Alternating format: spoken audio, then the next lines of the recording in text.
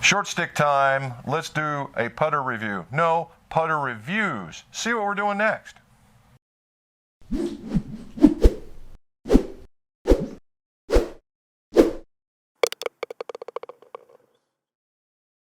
Welcome back to the mcgolfshop. Jim McCleary, most awarded certified club maker, club fitter, where you learn about club reviews, club repairs, and club fittings.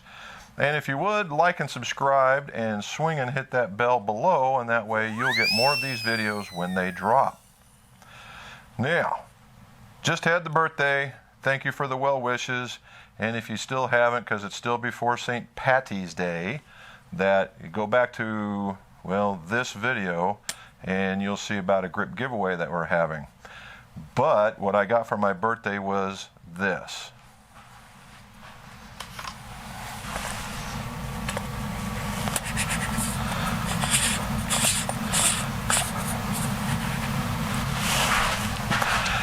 Voila, a wide angle lens. It's just an attachment that goes on there.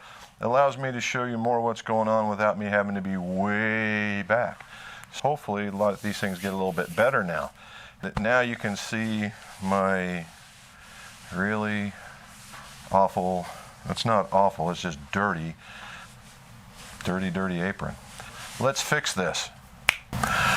Yep, got me a new one. And you can still see the creases in it because I just pulled it out of the package. I'm going to keep this one special for doing reviews.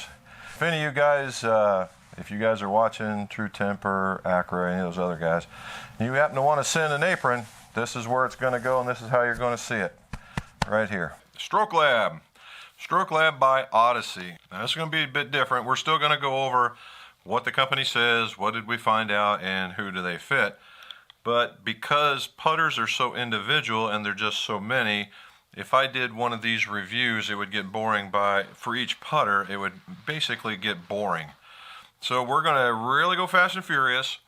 Stick with me. You'll find out at the end who I would think that these would all marry up for. So let's get rolling. Stoke Lab. Stoke Lab is the new concept to Odyssey with the idea of introducing the bimatrix shaft, amongst other stuff that's going on in the putter.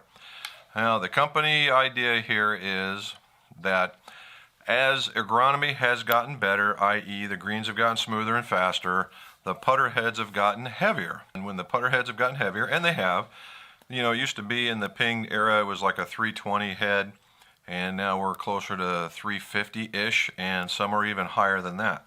What happened is when these got heavier, nothing much changed here. When you add more weight, and a significant amount of weight, you're talking 40, 50 grams, that this would get more flexible. When that gets more flexible, on a bigger scale, it gets more flexible, there's a lot of inconsistency added into what's going on in the stroke, specifically in a game of yards measured in inches. All right, so what do? They came up with the bimatrix putter shaft. So what does that do? Well, you can really stiffen this chunk up right here in order to gain that stiffness back that was once lost once you get to a heavier head here. And you go, Jim, okay, well that's great. What about graphite? Everybody says graphite's more flexible. Not. Okay. Graphite is a very, was typically made, it gets a bad rap, that it was made for guys with slow swing speeds. Not true. You can do a lot with graphite, so I can tell you beyond a shadow of a doubt that this kind of stuff can be as stiff, if not stiffer, than this stuff. And, and if you're really searching for it, you can get some really stiff stuff there too. So now we got steel on this side, we got graphite on this side, so now the weight has just shifted all the way down to the head. And again, you go and you say, hey Jim, this is going to be very head heavy, and if you're a guy that doesn't like head heavy, then you're going, oh, I'm not going to like this. Well, they've added in a weight in the back, i.e. counterbalance, which we've been doing since about '99. So you get all the best of both worlds here. You're going to get still the heavy head, you're going to get a more firmer shaft that gives you some pretty decent feedback with just happens to be the jumbo grip if you look at it, with weight in the back. They say this is about 365. I've heard nobody's really put out a spec, although I've seen some interviews where Mr. Too Long calls out this and then calls out that, and it's nearly It's nearly 200, nearly 200. So we'll go with that and we'll see what we find out. So what else what have we done? Well, the O-Works insert that was only in the Exos, right? They got modified in the Exos, got put into all of the models for the new Stoke Lab. The other thing that you'll now see is that they've got a silver, white and black, very contrasty type coloring system. No more reds, although you can get some. No more solid blacks. They're all going to be going this direction. All right, all the Odyssey is going to go that direction in the Stoke Lab. You're also seeing that they have some weights, and yes, I did take them out and I did weigh them, and they're right in that 8-12 gram range, depending on, I guess, on the model and on the length. So you could really have some fun with this if, you know, if a guy had two different kinds here and you were really wanting to, you didn't like the look of an S-neck and you liked the other one, you had to shut it, you could really play around with some weights. That would be cool. So let's go find out what this actually turned out to be. Okay, so you saw where I had to do some adjusting. Now on one hand, what do they tell us? They tell us all the heads are 365 grams.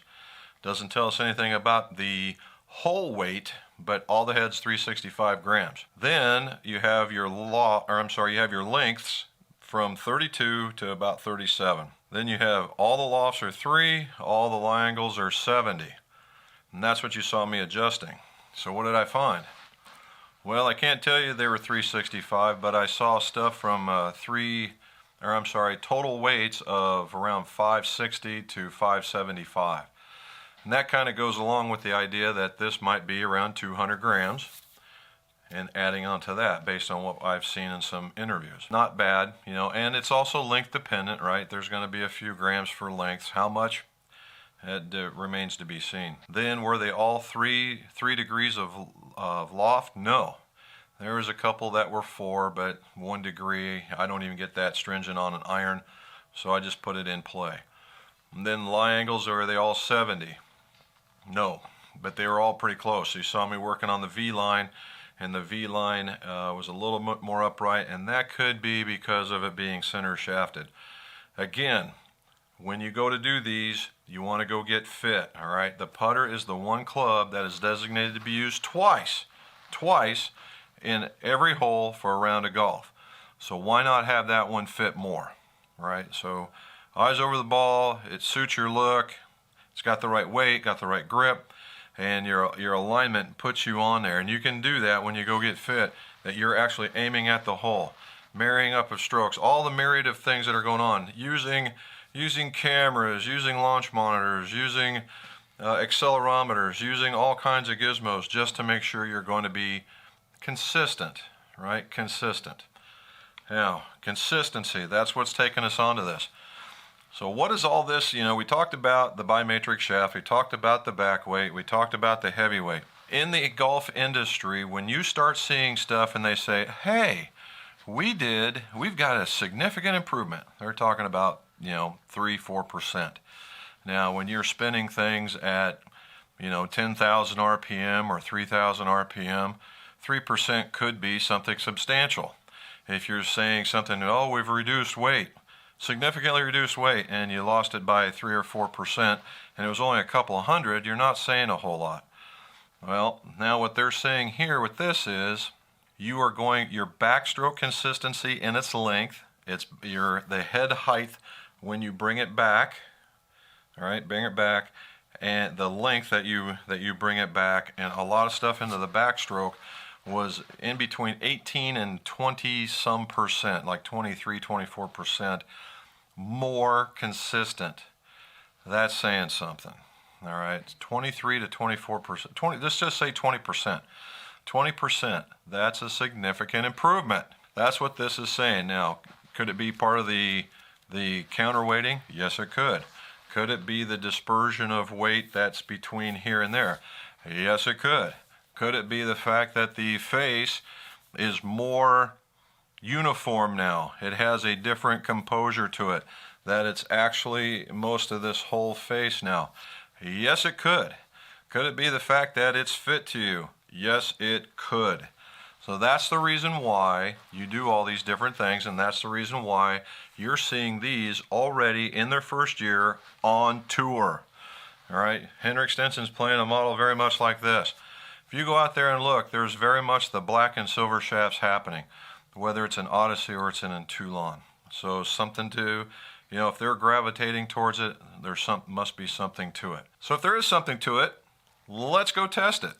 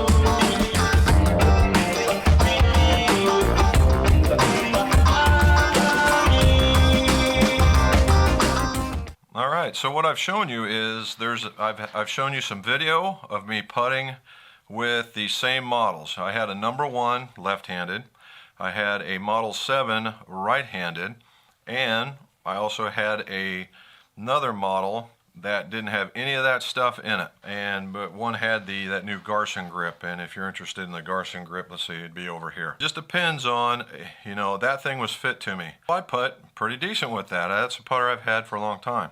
So comfortable, more confident stroke. I've gone in there and I've done very well with the blade. Very confident stroke. And then even right-handed, with a slightly arcing left-hand low kind of grip. Again, getting in there. Now if we go into the launch monitoring stuff, which you saw in a whole nother session, I was doing really good with the first putter.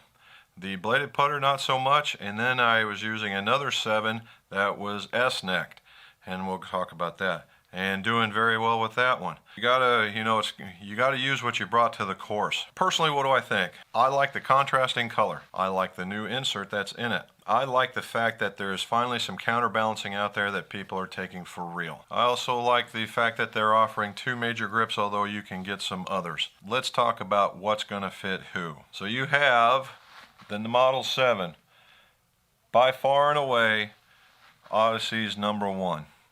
And if you look, there's a lot of weight that's out to the side. You have 2 lines of alignment, plus you have dots, plus you have this guy as a cutout that by itself is also an alignment tool. Very high MOI, very easy to look at. For those guys that really like mallets but they're straight back and straight forward, they're straight back and straight forward, they make one that doesn't have an S-neck, and it looks a lot like this. All right, see that double bend shaft, same kind of stuff, same kind of top. It's just a different neck. All right, so when you hold that down, you see that? Nice face balance. So let's say you're a screen door guy. Putter does like that, but you really like the look of the mallet. But the mallet traditionally fights your stroke. What can we do? S-neck. S-neck gives you what? Toe hang. So when you get toe hang, that means that it doesn't fight the back, and it doesn't fight your screen dooring. It doesn't fight that at all. If you find a mallet that you like and it has this S-neck, chances are it's going to have a toe hang. Number 1, number one, your traditional blade. All right, traditional blade. Plumber's neck, that's plumber's neck. Now you'll notice that on the face, that the O-Works part and the insert are just in the striking area, and it's actually milled. It's actually milled in this area. Very nice. Again, you'll see the black and white and the silver, all to give you that alignment positioning. 2 weights. I suspect totally that this is in order to maintain the weight so that this has a certain feel as the length shifts. If you really wanted to have to hold it open, you know, if you put a heavy one here and a light one here, you could probably do that as well, assuming you ask for that. This one just happens to come with the other standard putter grip, the pistol grip. You notice how it's got a bit of a flat right here that you would normally put your hand on to hold it right there. So it kind of give you a reminder without reminding you. And the rest of it's textured right in here with the gold and silver Odyssey. So who's going to use this one? Well, if you notice, it's toe hang. Now, am I saying that only straight back and straight forward can use mallets? No. In fact, straight back, straight forward folks can use just about any putter. It's the guys that are arcing that are kind of get limited, and this would be one of those good ones for them. All right. New to the family is the Tuttle. The Tuttle. Pretty much about as pure mallet as you're ever going to see. Very round, 3 lines of alignment, and then again the silver, white, and black. 2 weights on the bottom. Same kind of face insert, and then this particular one has the regular neck on it. And if you look, face balance. Okay. This is what I call my M&M. This just, to me, it looks, when you look down on it, it looks like an M&M with lines on it. I mean, this is about as pure mallet as they get. And it putts pretty good. All right, the V-line. The V-line is a more, what do you call it, oblongish kind of mallet putter, again, with one big ginormous alignment line. Again, the silver and the black and the white. 2 weights. And for you center shafted folks, here we go, center shafted. Looks very, very good at address, very, very easy to see. The R-ball. The R-ball is gaining some level of popularity. To me, it looks like a rocket ship. I don't have you can see right through the plastic. It's a 2-level kind of setup, and it has a singular weight.